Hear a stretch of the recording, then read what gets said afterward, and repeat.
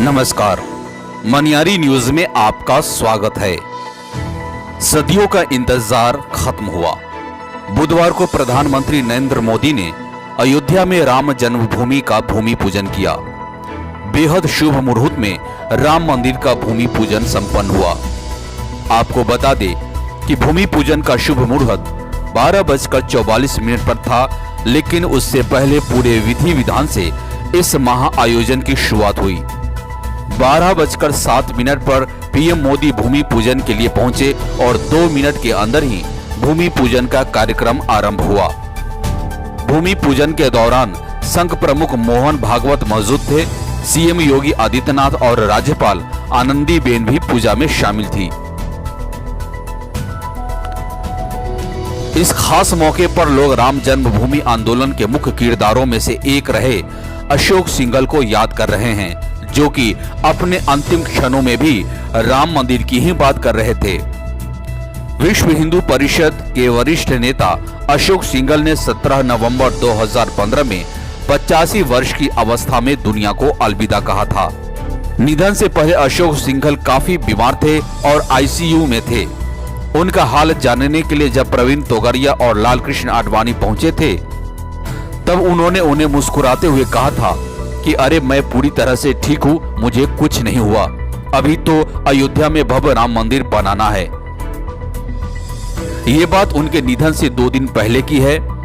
आप अंदाजा लगा सकते हैं कि सिंघल की अंतिम इच्छा राम मंदिर के निर्माण की ही थी। विश्व हिंदू परिषद के गद्दावर नेता सिंघल का जन्म 15 सितंबर 1926 में आगरा के एक संभ्रांत परिवार में हुआ था।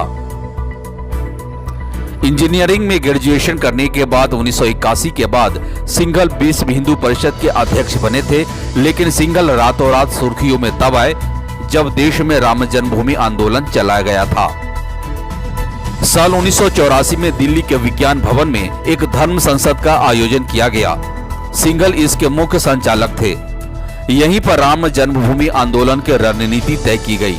यहीं से सिंघल ने पूरा प्लान बनाना शुरू किया और कार सेवकों को अपने साथ जोड़ना शुरू किया।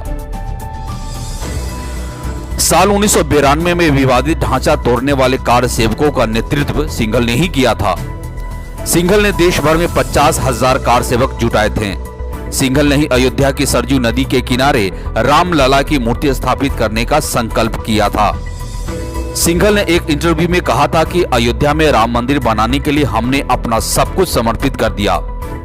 रही बात विवादित ढांचा तोड़ने की, तो हम उसे तोड़ने के मकसद से नहीं गए थे। उस दिन जो कुछ भी हुआ वह मंदिर के पुनर्निर्माण कार्य का एक हिस्सा था।